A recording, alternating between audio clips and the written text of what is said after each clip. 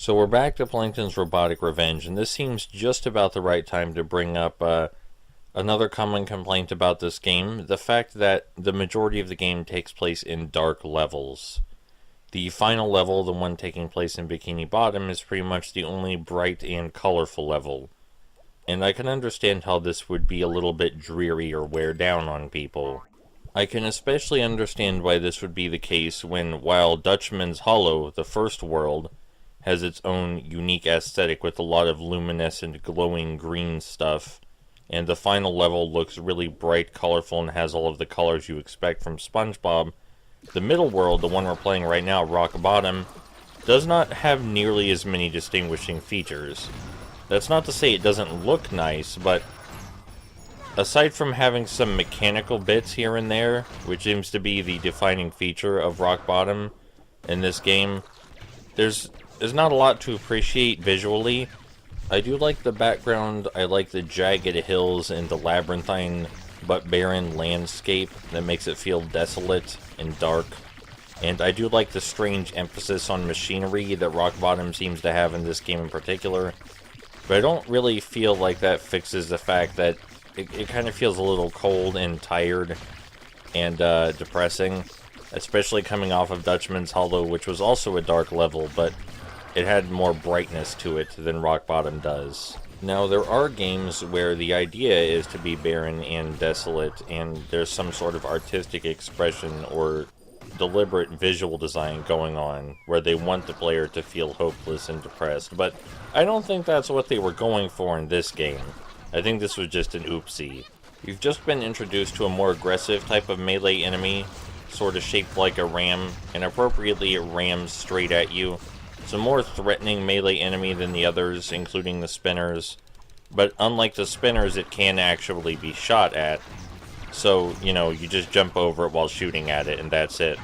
I feel like the ram-type enemy is underutilized, and it really should have taken place of the orb-like regular robots.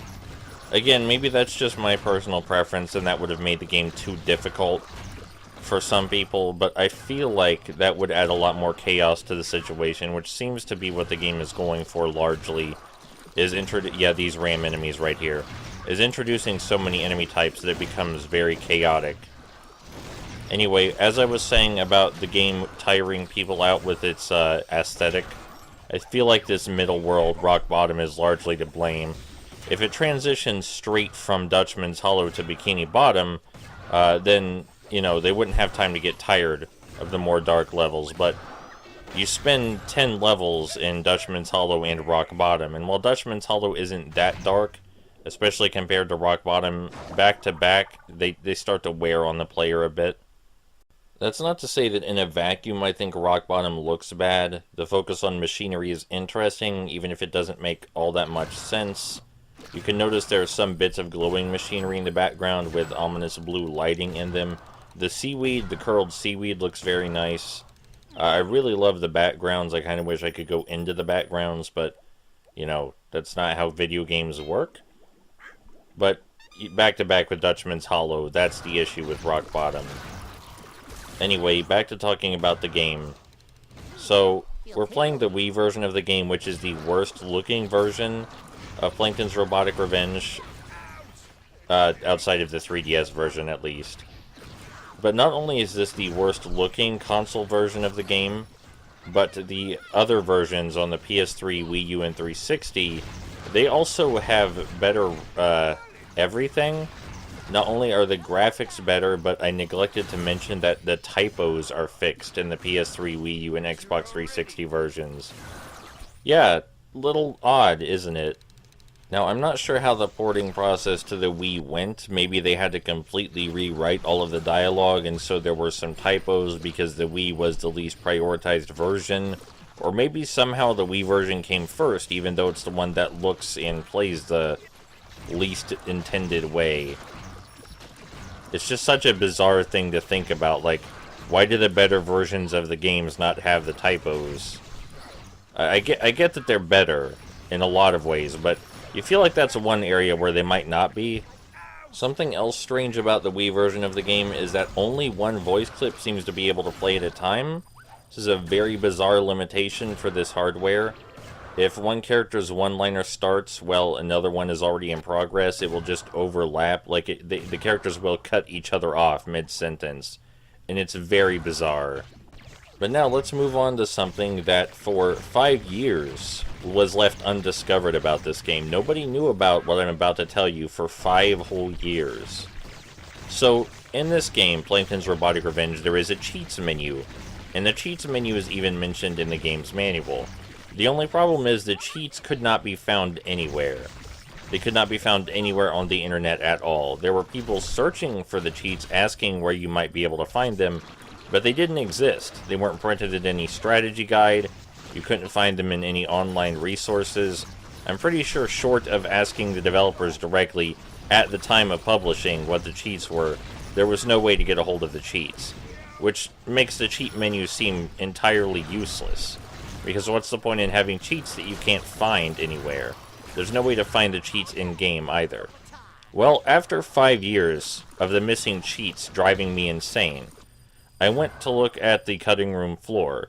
The cutting room floor did not have the cheats listed either. So I went to the cutting room floor Discord and asked for help. And one person in particular helped me out.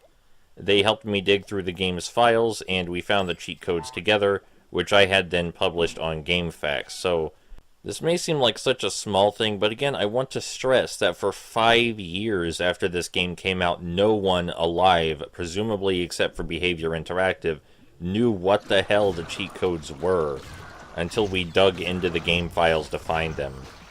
And I think that's pretty interesting.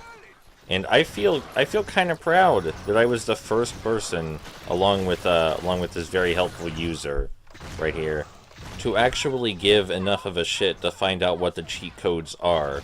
Now, unfortunately, the cheat codes aren't great. Some of the cheat codes didn't seem to be implemented, and the cheat codes that were implemented are quite bland. For example, there's a cheat code to get you around 12,500 sprockets, which is enough to upgrade about 3 guns completely, and the other cheat codes unlocked guns for the start of the game, guns that you could already unlock in-game. So they're very standard, kind of boring cheats. The God Mode and Stage Select cheats didn't seem to be implemented properly. They don't seem to actually exist in the game. I won't lie, after a whole 5 years searching, I might have been expecting something a little more exciting, like, you know, some different character skins, a harder difficulty, something that changes the gameplay significantly, but this is a fairly innocuous, family-friendly experience, and the cheat codes are very bland, and, you know, it's the kind of stuff you just expect from a game like this, which makes me wonder why they didn't publish the cheat codes anywhere you could find them, and we had to dig into the game's code to fucking find the cheat codes. So yes, together, myself and this other person who did most of the work solved a 5-year mystery that very few people cared about. But I want to make it clear that without me asking this person, these cheat codes probably never would have been found, ever. That they just would have been gone. They would have been lost to history for all of time. While looking through the Cutting Room Floor website, though, I did find an opinion about this game that I see come up often, and one that I was guilty of stating myself previously, not in this video series, but previous to this video series. A lot of people seem to call this game generic. I don't think that's the right word for it. I don't think generic is the right word, because there aren't a whole lot of games like this. There are a lot of third-person shooters, and there are a lot of party games, but there aren't a lot of games in this particular style, this subgenre of top-down multiplayer party shooters with an auto-lock-on system. There are not a lot of these. So I fail to see how it can be generic when there's hardly any content to compare it to. Like, there's hardly any other games in this subgenre at all. I get what they were trying to say when they were saying the game was generic. I think they were trying to say the design is unremarkable. You know, that's probably what they meant to say. I know that's what I meant to say when I previously called the game generic in another video I made about this game. But, generic just doesn't fit. You know, I would understand if there were a lot of games like this and the design was still unremarkable. Those two things combined, you would be able to call this game generic. But as it stands, you know, I think the design is just unremarkable. I wouldn't call it generic. Speaking of opinions I previously held of this game, I used to think this game was really bad. There was sort of a timeline to how I felt about this game. When I first purchased the game, I felt pretty positively toward it, and then later I thought the game was awful and an insult to other SpongeBob games, and then more recently I started to appreciate what it did again and considered it a pretty okay game that could have been good with some tweaks to the level design. And it got me thinking about something on the internet that happens a lot, is that people, and in real life to an extent, is that people really don't like admitting that their opinions have changed for some reason. Now, I can spend a long time hypothesizing about why, but that's not important. What is important is that it's weird. It's weird that people seem to have issues admitting that their opinion on something has changed. Like, I cannot fathom being forced to... Oh, here's a kind of neat section up ahead. Instead of being shot at while on a moving platform, we're taken through these mines. And Rock Bottom is the only level, I believe, where you have a hazard like this, where the moving platforms take you through a series of mines. The mines take too long to explode, so it's not exactly hard, and you can't blow up the mines ahead of time with your guns or anything. So there's not a lot of interactivity, but it's still a unique set piece to Rock Bottom. Anyway, as I was saying, I cannot imagine being stuck having the same opinion for my entire life. Like, people are constantly changing. I'm constantly evolving as a human being. You know, my beliefs change very frequently. So it only makes sense that my opinions and tastes change with them. And I don't want to be stuck thinking the same thing forever. That just kind of blows. Like, especially when more often than not my opinions change for, like, the positive. I'm not saying the opinions get better or anything. I'm just saying, like, generally when my opinions change, it's because I feel more positively towards something. Such as Plankton's Robotic Revenge. I feel much more positively about this game than I used to, and I enjoyed a lot more. And it would be, like, very irritating if I had to pretend I still disliked it. Like, you can go look at the old video I made of this game on my channel, where I talk shit about the game and act like it's awful. And I'm not going to remove that video just because I feel differently now. You know, that's part of being human, is that you change. You feel differently. That doesn't make the old video invalid, you know? Some people might still agree with that video, and that's perfectly fine. Just because I no longer have that opinion does not mean that opinion has no value. Like, the opinion I had previously about this game does not suddenly lose all of its value just because I believe something differently now. You can still agree with what I used to believe. You know, that's fine. People change. They are not the same person throughout their entire lifespan. But mostly it would just be very inconvenient for me if I had to pretend to hate things just because I used to hate them. That would be really inconvenient for me personally. Because sometimes I don't hate things I used to hate, and I would like to enjoy them now. I wonder why the developers chose this sort of metal aesthetic for Rock Bottom. Like, there's a lot of metal, not only in the foreground scenery, but the background scenery, and a lot of it is rusted, and a lot of it has an ominous glow to it. I don't remember Rock Bottom being all that mechanical, so I wonder why they specifically chose this aesthetic for Rock Bottom. Maybe they just thought it was a nice artistic decision. Like, maybe they just thought it looked nice, and this is something they wanted to do. Or they couldn't think of anything else. You know, this destroyed machinery, rusted machinery sort of deal they have going on. It looks interesting, and it'd be cool if this sort of setting actually did exist in SpongeBob, but it doesn't, to my knowledge. Especially not in Rock Bottom. I hope you found this commentary interesting, because I know a lot of people have issues making it through this world in particular, because they find it to be a bit exhausting. If it makes you feel any better, the first recording of this game with my siblings didn't go through properly, so they had to play the game entirely through a second time with me. And they did it in a row, too. Like, we played the game entirely through, and I was like, oops, the recording didn't come out alright, and then we played it through again. So, you know, if it feels a little tiresome for you, just remember we did this twice in a row. And I mean, we actually had fun doing it, but we were playing it. This middle world, even though I definitely appreciate it more now that I'm noticing all the rusted metal and the unique scenery they were going for, even though I appreciate this middle world more, I still think it's my least favorite. Like, if it skipped straight from Dutchman's Hollow to Bikini Bottom, even though there would be some design missing, I feel like it would still be okay if the middle world was cut out. Maybe not okay to Activision, because they might feel the game is too short and they didn't meet their quota. But you understand what I'm saying. It's not a long game either way, it's about 90 minutes. So, you know, if it were just an hour, that would increase replayability immensely. I mean, I've replayed the game, I think, like 6 times at this point, so it didn't affect replayability for me. But if it was only an hour long, I think it would be more replayable for the average consumer, and especially the average family. Like, if your child really likes SpongeBob and wants to play the game again, you know what I mean?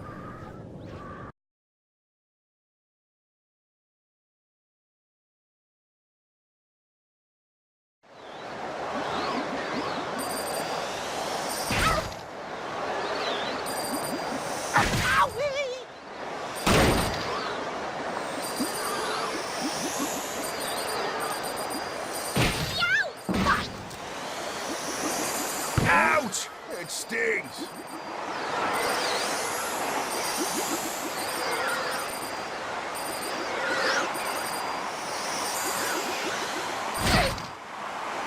Oh!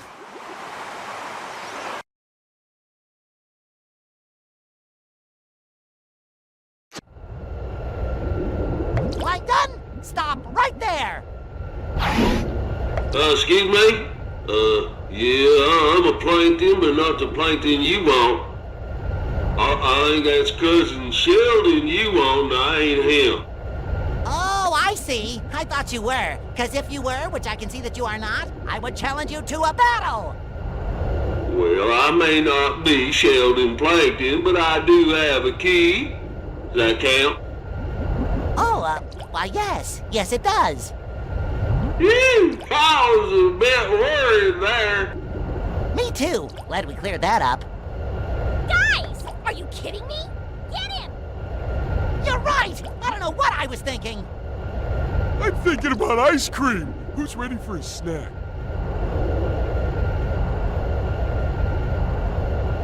So this is Klim, and I think Klim is outside of the final boss, the hardest boss in the game, because his attacks are the hardest to read. You have to pay very close attention to where his shots are going. Very close attention.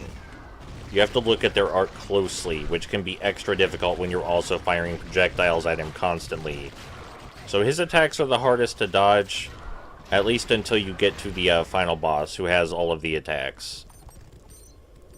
He also has the most interesting secondary attack, being these mines he shoots out. It's fairly obvious where you need to stand, you know, you just stand in the spot where there aren't mines. But you still have to haul ass in some of the later patterns, so that makes the fight significantly more challenging and hectic. These fights go much, much faster with multiple people because it does not seem the boss's health scales to how many players there are. Which, you know, you might consider that a good or a bad thing. I am indifferent toward it personally. It does not bother me at all. But yes, aside from the final boss, which contains all of the previous boss's attacks, in addition to new ones, Klim is definitely the most challenging battle. And certainly a step up from Rainchild in almost every way, because Rainchild's attacks were far too simple to dodge, even by this game's standards. So yeah, this is a much cooler boss battle, and I approve of it.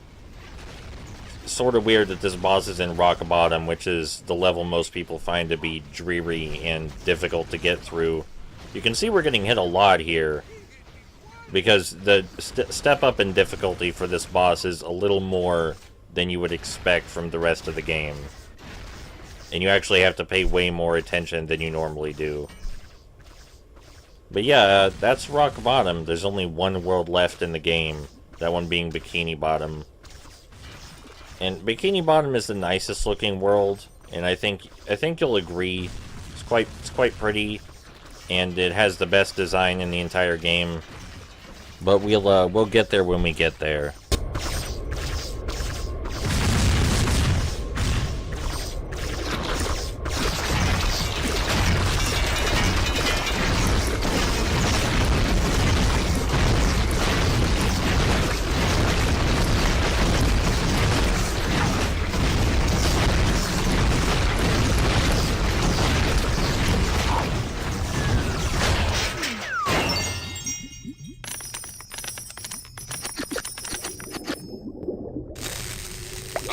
Okay, you got me. Please just let me scurry away. I won't bother you again. Not so fast. Where is Sheldon Plankton, your cousin? And where is the last key? Tell us now, or... What? Yes, SpongeBob? Or what? You will see sights so heinous, so terrible, so utterly unpleasant, your eyeballs will tremble just wondering what it is. I can't take it, I'll talk. Oh, please leave him alone. Plankton's headed to the Krusty Krab. The last key is there. Just don't hurt Patrick. Incredible, boy. Just incredible. All in a day's work, sir.